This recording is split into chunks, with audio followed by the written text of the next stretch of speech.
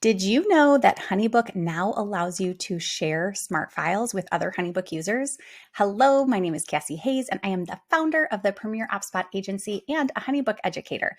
Honeybook just implemented this new feature where you can share smart files out with other people so that they can modify them and you can receive templates from other people.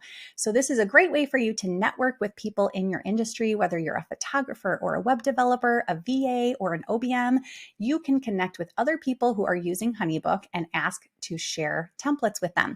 So here's how you do it. There's two different ways. One is to find the smart file in your templates section. So in order to get here, just a reminder, you go to Tools and then My Templates, and then you would choose which one you want to share. You're going to click the three dots and hit Share Template, and then all you do is enter the person's email. It's very easy.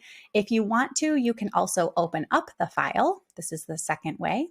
And then you'll be able to share it from the three dots here up top. So again, click Share Template, and then you'll be able to enter their email and it will send right to them. For more Honeybook tips and tutorials, feel free to follow along on my blog at www.premieropspot.com or my YouTube channel at the Premier OpSpot.